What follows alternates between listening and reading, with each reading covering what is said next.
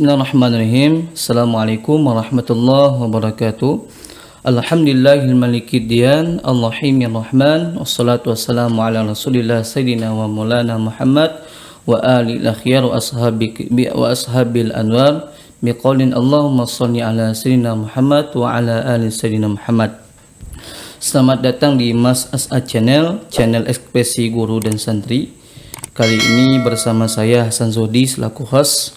Pada pertemuan kali ini kita akan melakukan sesi tanya jawab bersama narasumber yang sangat luar biasa, yakni dari Kepala Sekolah Madrasah Aliyah As'ad, yaitu Tuan Guru Abdul Qadir Jalani SAG. Assalamualaikum Ustaz. Waalaikumsalam warahmatullahi wabarakatuh. Alhamdulillah, perlu diketahui bahwa beliau merupakan salah seorang zuriat dari pendiri Pondok Pesantren As'ad, yakni dari Tuan Guru Syekh Hasan Qadir, dan juga beliau sekarang menjabat sebagai Kepala Madrasah Aliyah As'ad. Kemudian juga kalau berbicara tentang riwayat pendidikan beliau pernah mondok yang pastinya di Pondok Pesantren As'ad. Kemudian beliau melanjutkan pendidikan di Tebu Ireng, Ustaz. Nah, kali ini kita akan melakukan sesi tanya jawab mengenai perkembangan Pondok Pesantren As'ad. Ada beberapa pertanyaan, Ustaz. Kita langsung masuk ke sesi pertanyaan, Ustaz. Ini berbicara tentang Pondok Pesantren As'ad, Ustaz. Pastinya banyak sejarah yang kita ingat. Bisakah Ustadz menceritakan sejarah perkembangan As'ad itu dari masa ke masa? Karena setahu saya Ustadz, As'ad sekarang itu berkembang pesat. Karena saya juga termasuk alumni dari Madin sampai Madrasah Aliyah. Dari dulu saya ingat bahas di laut, itu Pondok Pesantren As'ad itu masih dalam pembangunan kayu asramanya itu. Sekarang sudah batu dah Ustadz. Bisakah Ustadz menceritakan sejarahnya dari masa ke masa? Pondok Pesantren As'ad ini berdirinya 1950. Kita ngikuti tahun Masehi kan. Artinya pasca kemerdekaan itu kan. Kemudian sejarah Pondok Pesantren As'ad ini tidak terluput dari perkembangan pendidikan di seberang. Sekarang ini di seberang, dulu Pecinan namanya di seberang ini. Dia meliputi dari dua kecamatan ini. Pada awal abad ke-20 atau 19-an gitu. Itu kan sudah berdiri pondok-pondok, ada 4 pondok besar. Nurul Iman, Nurul Islam, Sa'adatud Darain dan Jauharain kan. Itu 4 pondok besar menjadi pusat. Kemudian setelah kemerdekaan kemudian timbul pemikiran Guru Kadir, Tuan Guru Kadir. Kalau kita Jambi ini nyebutnya Tuan Guru, yang benar. Itu orang seberang ini guru, bukan Kiai Haji. Yang nasional mengadopsi di Jawa Kiai Haji gitu. Kalau menyebut Kiai itu Tuan Guru atau guru kan.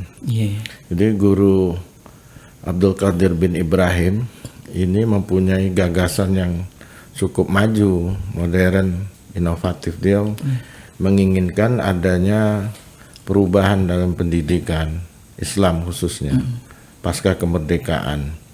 Dia perlu karena pendidikan dulu kan yang namanya madrasah, istilah di Jambi ini bukan pesantren. Madrasah itu juga sebenarnya pesantren. Bahasa kita pakai bahasa itu madrasah kan, tapi sebenarnya pesantren. Walaupun sekarang istilah itu kan dibedakan antara pesantren dengan sekolah atau madrasah. Cuma dulu orang bilang madrasah. Bukan pesantren. Jadi kalau dulu kan pondok yang namanya pondok kan ya ngaji aja.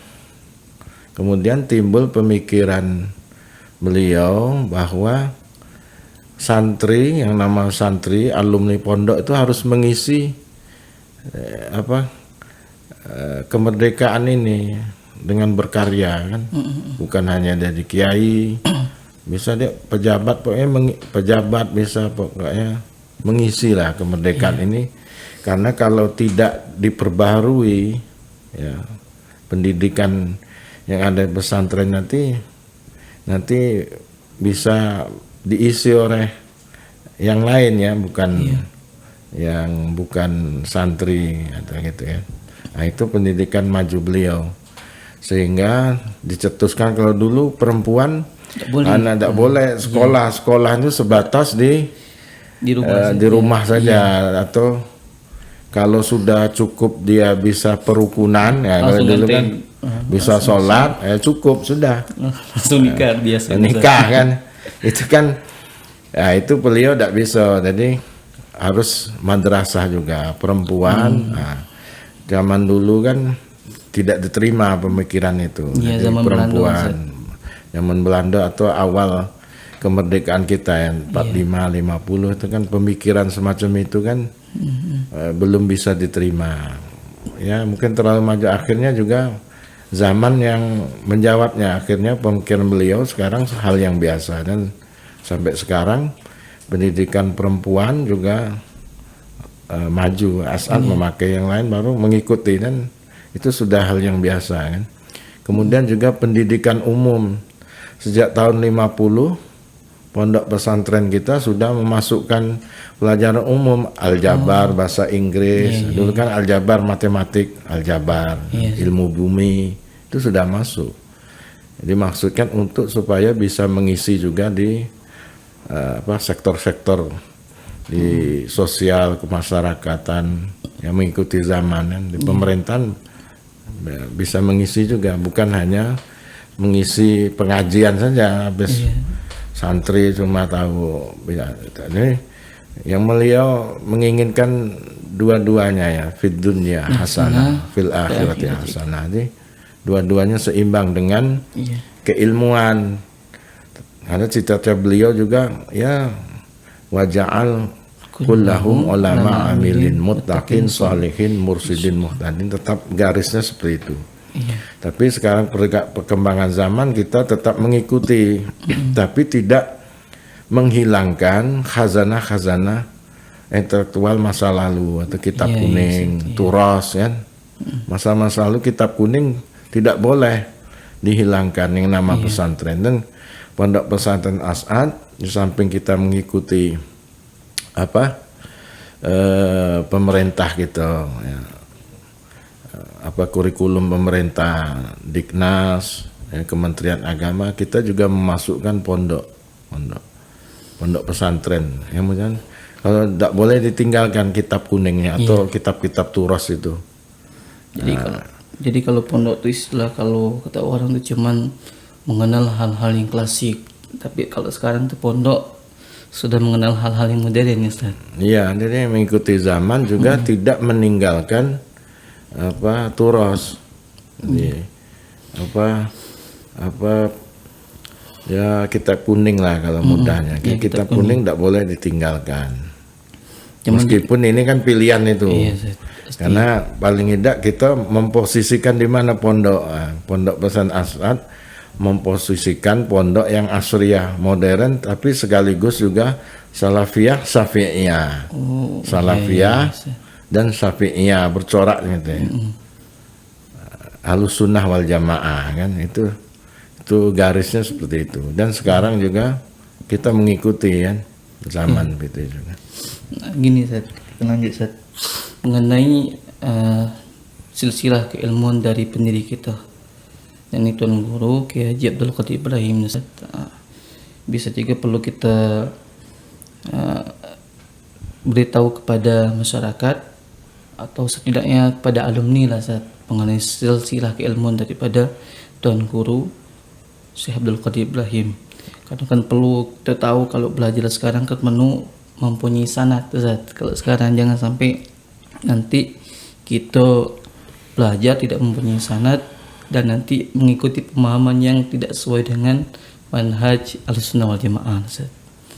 Boleh kami mendengar silsilah keilmuan daripada pendiri Ustaz? Iya. dalam belajar agama ini sanad keilmuan tuh sangat penting. Iya. Jadi Ibnul Mubarak terkenal ya kan, bilangnya begini di dalam syarah salah satu syarah kitab Sahih Iya. Muslim kan. Beliau bilang begini, innal isnada minad din. Sanad itu memang diperlukan, memang bagian dari agama, transmisi keilmuan ya. Kalau bahasa sekarang sanad tuh transmisi keilmuan, pertanggungjawabannya kemana gitu. Iya. Nah, pertanggungjawaban sanad keilmuan sangat penting. Jadi kalau ditanyakan tadi pendiri kita, guru Tuan Guru Abdul Qadir bin Ibrahim ini, beliau ini memang produk lokal. Beliau tidak ngaji ke luar negeri ya. Kalau dulu kan pusatnya di Mekah. Nah, ini produk lokal Jambi seberang ini. Tapi beliau jelas punya gurunya banyak kan. Beliau kan ngaji sama ayahnya, Guru Ibrahim bin Abdul Majid. Juga beliau secara formal juga belajar di Madrasah Nurul Iman, salah satu dari pondok yang pertama ya di seberang tertua lah, 1917 ya, 15 gitu ya. Sekitar itu. Jadi beliau belajar di Madrasah Nurul Iman, kemudian belajar sama guru-guru yang ada kan. Iya. Kalau kita urutkan, kalau beliau ini kan belajar sama ayahandanya Guru Ibrahim. Guru Ibrahim belajarnya dari, ini satu sanad ya, belajarnya sama Guru Abdul Majid, Syekh Abdul Majid Al-Jambi. Guru Abdul Majid ini belajar di Mekah. Di Mekah itu karena pusat keilmuan kan waktu itu di Mekah. Beliau belajar di Said Abi Bakar Syato Ad-Dimyati Syato, pengarang kitab I'anat Talibin. Kalau beliau ini urut ke atas itu kan sudah sampai ke Imam Syafi'i, sampai Hadratul Rasul ya. Nah, itu titik kita ketemu dengan ulama Nusantara ya di pengarang kitab I'anah tuh. Kayak Hasim gitu juga, kayak Hasim Asy'ari, guru-gurunya beliau sampai ke sanadnya, titik ketemunya adalah di pengarang kitab I'anatul Talibin, Sayyid Abi Bakar Syato Ad-Dimyati Syato. Itulah titik temu dari ulama Nusantara ini, ketemunya di situ. Nah, dan kalau dari situ ke atas jelas ke Hadratul Rasul ya. Jadi dan guru-guru kita begitu juga. Kalau itu jangan, pokoknya sanadnya seperti itu. Ketemu ulama Nusantara di situ titiknya ya. Semua hampir di pondok di Nusantara ini ketemu di situ. Jadi kalau masalah silsilah keilmuan beliau ataupun sanad beliau memang tak bisa kita ragukan lagi, sangat luar biasa. Apalagi saya pernah juga ikut bersama Ustadz Dr. Fadli, itu nyari kitab-kitab pengen, bahasanya itu kitab-kitab di seberang itu ada nengok kitab tulisan tangan Tuan Guru Abdul Majid, kitab Sirus Salikin Ustaz. Ya. Jadi beliau juga sangat luar biasa tuh kalau dari segi keilmuannya pastinya. Kalau saya tambahin, Guru Abdul Majid Jambi ini menurut ya cerita-cerita yang orang ngaji dulu lah ya. Iya, Ustaz. Kalau orang Jambi aja orang Bengen dulu. Itu memang beliau di waktu di Mekah itu beliau memang salah satu dari katib dari gurunya, pengarang kitab I'anah. Bahkan ada yang menceritakan bahwa beliau memang disuruh salah satunya yang menulis kitab I'anah itu, maktutatnya ya, salah satunya. Iya. Jadi memang dianggap memang dari segi lihat dari tulisan, memang tulisan beliau bagus ya. Kalau kita lihat maktutat tadi, antara lain kan Sirus Salikin itu beliau tulis, atau lain gitu. Pasti banyak sudah kitab yang beliau karang ataupun beliau tulis, Ustaz. Iya. Jadi, sangat luar biasa. Nah, ini masuk pertanyaan yang berikutnya, Ustaz. Kalau di zaman saya belajar itu sekitaran tahun 2008 atau 2005 loh Ustaz. As'ad itu kan masih dalam bentuk satu lokasi itu Ustaz, atau satu gedung induk. Kalau sekarang kan sudah dua lokasi. Bahasanya itu As'ad lokasi satu atau kampus satu sama As'ad kampus dua. Itu bisa Ustaz diceritakan sejarahnya tuh. Kenapa sekarang As'ad itu menjadi dua lokasi? Apa mungkin karena segi bangunan tidak memadai itu macam mana Ustaz? Ya itu dari antusiasme peminat dari masyarakat kan. Lokasi kita yang lama kan tidak cukup gitu. Karena di situ apalagi untuk perkembangan tidak bisa lagi dikembangkan. Salah satunya adalah memang harus dibuat lokasi baru. Kebetulan kita ada perkembangannya ada lokasi baru. Itu bisa aliyah, bisa kemudian kita mengembangkan juga ma'an ali ya. Tidak mungkin kita di satu tempat. Biasa karena tempatnya lama tidak bisa dikembangkan lagi kecuali ke atas ya. Sudah padat. Sudah padat penduduk. Jadi salah satunya itu ya kewajaran ya. Alhamdulillah kita bisa mengembangkan itu lokasi yang baru. Dari tingkat Madin atau madrasah SD sampai ke kampus sudah Ustaz Ma'an Ali. Ma'an Ali ya. Iya Ustaz. Ya, sangat luar biasa perkembangan As'ad sekarang yang pastinya ya berkembang pesat dari dulu berdirinya sampai sekarang Ustaz. Kita memasuki pertanyaan berikutnya Ustaz. Kalau setahu saya pada tahun 2014 kita Pondok Pesantren As'ad itu pernah menjadi tuan rumah MQK nasional Ustaz. Atau Musabaqah Qiraatul Kutub tingkat nasional. Itu bagaimana ceritanya Ustaz? Soalnya kan kalau kita lihat banyak lagi pesantren di Provinsi Jambi khususnya yang bisa sebenarnya jadi tuan rumah, tapi kenapa As'ad terpilih menjadi tuan rumah, apalagi tingkat nasional Ustaz? Iya, itu kan MTK itu kan baru berkembang juga 1, 2, 3. Itu memang pada tahap-tahap awal itu memang ya biasa saja ya, bukan ya nasional tapi ya setingkat kabupaten gitulah meriahnya atau gaungnya. Kemudian memang ada penawaran itu. Ini belum semeriah seperti MTQ itu kan sudah maksudnya banyak yang belum tahu. Kemudian yang ke-1, ke-2, ke-3 ya tarafnya biasa saja. Kemudian ada kesempatan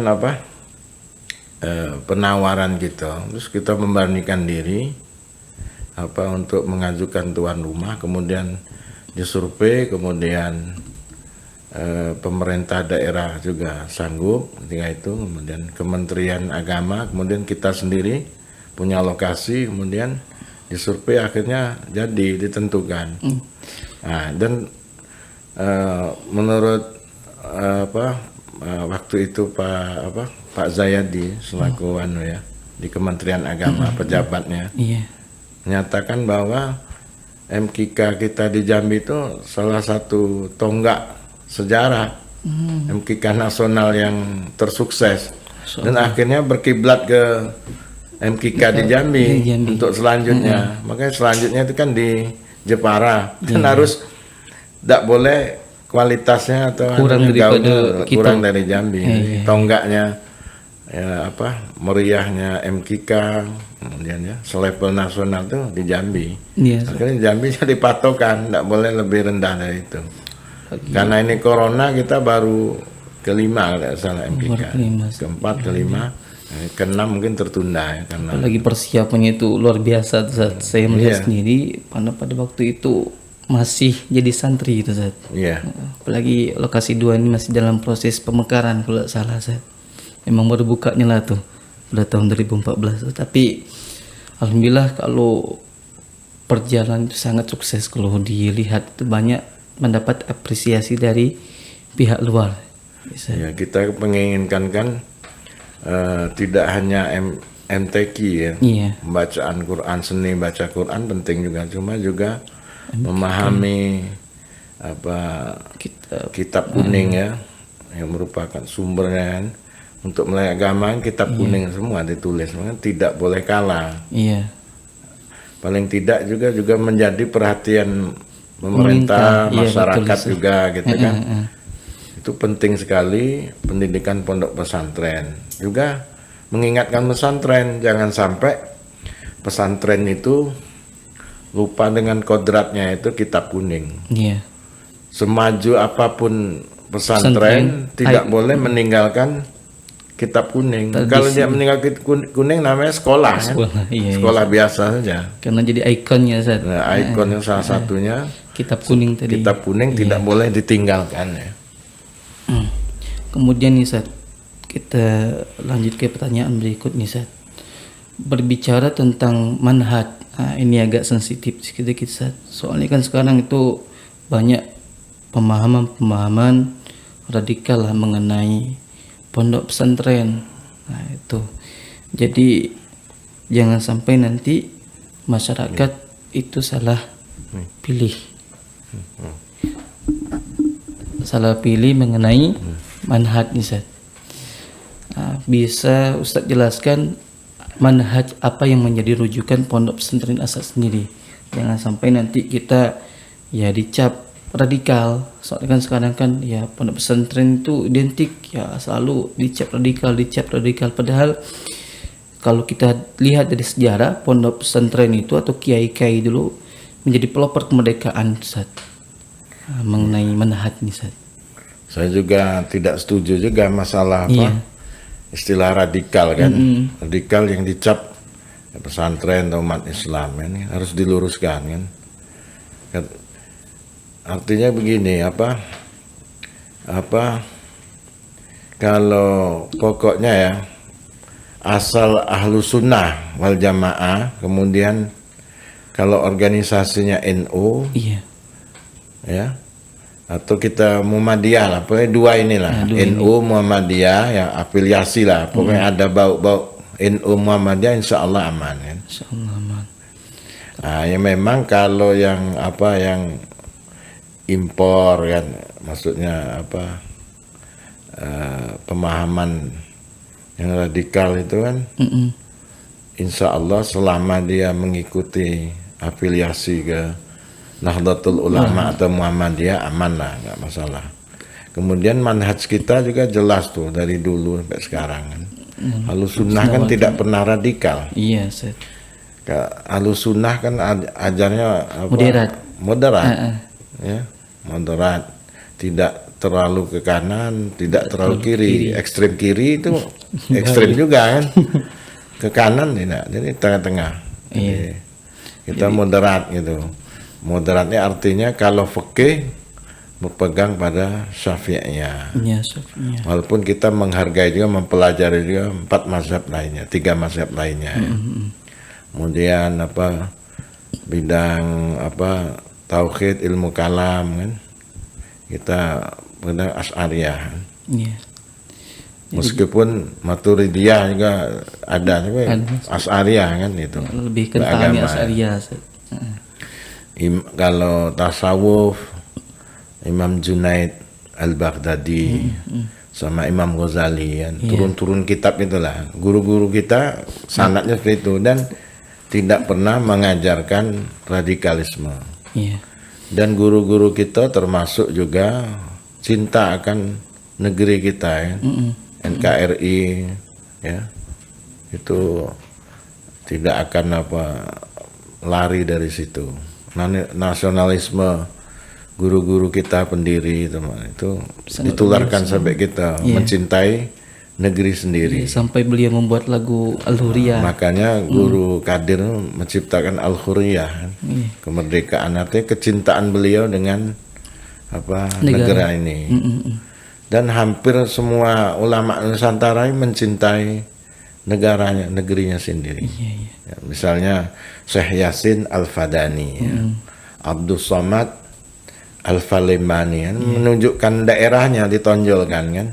Kemudian Al-Banjari apa? Kemudian apa Syekh Nawawi Al-Bantani. Iya. Kemudian pondok-pondok pesantren kita kan terkenal nama daerahnya, bukan nama apa namanya, nama pondok. Pondok ya tahu. Saya kan alumni Tebu Ireng, mondok 6 tahun saya di Tebu Ireng Jombang. Nah, namanya ada yang tahu nggak? Nama pondoknya kan nggak tahu. Iya. Sampai begitu tenggelam oleh Tebu Ireng itu nama daerah, desa. Cukir ya, nama Tebu Ireng. Nah, itu. Iya. Kemudian Pondok Langitan ada yang banyak tidak tahu kan. Sidogiri, Cuman Termas. istilahnya biasa. Iya. Nama daerah yang menonjol. Kayak Imam Bukhari ya, riwayat hadis Bukhari. Bukhara. Kan Bukhari, Uzbekistan. Iya. Kan bukan nama aslinya kan tidak tahu. Nah, begitulah ya. Ulama kita itu sangat mewarisi, mencintai negaranya ya. Tempat tinggalnya sangat mencintai. Jadi tidak mungkin kita kalau Ahlussunnah yang diwariskan ke pondok-pondok kita itu, terutama yang dari Nahdlatul Ulama, Muhammadiyah gitulah ya. Iya. Itu tidak ada yang radikal dipastikan. Iya, Ustaz. Kecuali yang memang dari impor-impor lah ya. Nah, itu biasa seperti itulah, Ustaz. Ya jelas kalau untuk rujukan manhaj kita Ahlussunnah wal Jamaah, Ustaz. Kemudian pertanyaan terakhir nih, Ustaz. Sejak kapan Ustadz menjadi kepala sekolah Madrasah Al-Yas'ad, kemudian kesan tersendiri Ustadz menjabat menjadi kepala sekolah Madrasah Al-Yas'ad? Nah, kira-kira nih, Ustadz. Ya, sejak 2016 ya. Saya sudah terlalu lama. Ya, maksud saya pengen ya berusaha memajukan lah ya. Memajukan sekarang ini ya satu mengikuti zaman kan. Ke zaman artinya kalau kurikulum pemerintah kita ikuti, tapi tidak meninggalkan kurikulum pondok pesantren. Kitab kuningnya jangan ditinggalkan ya. Meskipun ini pilihannya tidak maksimal akhirnya, tapi paling tidak dasar-dasar kitab kuning ya mesti dikuasai oleh santri di pondok. Apalagi dia mau mondok kan, santri mukim. Paling tidak dasar itu dia bisa. Kemudian dia bisa juga mengikuti zaman kan, zamannya. Misalnya sekarang era apa? Itu IT, teknologi ini harus bisa menguasai juga. Kemudian keterampilan kan. Life skill itu sangat ditekankan, menjahit misalnya, membatik dan lain sebagainya ya, itu juga harus dikasih juga pendidikan. Samping juga mereka juga harus unggul ya. Sains teknologi misalnya dia bisa, kita fasilitasi kan. Nah, kita mau apa di garis seperti itu, mengimbangi zaman, kebutuhan zaman, juga tidak meninggalkan al-qadimis saleh, peninggalan turas-turas yang agama kita kan di dalam kitab kuning kan, itu tidak boleh ditinggalkan. Ya, pasti Ustaz. Untuk pesan Ustaz kepada alumni ini, soalnya kalau berbicara tentang alumni itu sudah terlalu banyak alumni kita yang sudah keluar kemana-mana. Itu terakhir pada tahun 2020 itu ada 2 orang yang lulus ke Mesir, Ustaz. Ataupun juga ada yang di Maroko kalau salah, Ustaz. Dan juga banyak juga di provinsi lain di Nusantara ini, Ustaz. Pesan Ustaz untuk para alumni agar mereka itu lebih semangat belajar dan juga untuk mengingat pondok kita, karena kan pastinya mereka itu walaupun mereka itu sukses apapun, mereka harus tetap ingat kepada pondok, karena pada hakikatnya mereka tetap santri, Ustaz. Pesan. Kalau belajar ini kan tidak mengenal waktu ya. Kalau dari santri ya santri sampai akhir hayat kita. Karena tulus zaman kan, tulus zaman. Karena belajarnya kan tulus zaman. Mungkin bisa jadi dia waktu di pondok ya begitulah ya. Biasa-biasa. Biasa saja. Mungkin dia nanti dengan setelah keluar tambah pintar. Iya. Itu wajar ya. berkahnya. Berkahnya di pondok banyak terjadi kan, banyak seperti itu. Yang jelas mereka bebas untuk memilih pilihan hidup kan, mau jadi tentara, polisi, pegawai negeri, ya, tenaga guru, bebas, ya, apapun yang. Tapi yang terpenting mereka jangan melupakan niat dari pendiri kita. Jadi ulama. Kalau dia jadi tentera, dia jadi ulama di lingkungan dia kan, jadi guru kan. Jadi bidang keagamaan. Keagamannya menonjol lah, menonjol di bidangnya masing-masing. Kalau dia jadi kepala pemerintahan, dia menonjol di antara yang lainnya, dan bisa membimbing dia pelajaran agama dia di pondok tuh. Jadi jadilah ulama dia di lingkungan dia kan. Nah, kita harapkan juga alumni pesantren kita ya terus belajar kan, terus belajar meningkatkan kemampuan dirinya. Ya terserah lah ya. Nanti kan itulah ya harapan kita. Mungkin terima kasih banyak kami ucapkan kepada Ustadz Abdul Qadir Jailani SAG. Mungkin sekilas mengenai tanya jawab bersama Ustadz Abdul Qadir Jailani, yang pastinya banyak kita mendapatkan ilmu ataupun pelajaran dari apa yang beliau sampaikan, walaupun ini dalam bentuk sesi tanya jawab. Mungkin hanya sekian dari saya selaku host yakni Hasan Sudi. Saya akhiri, wassalamualaikum warahmatullahi wabarakatuh. Waalaikumsalam.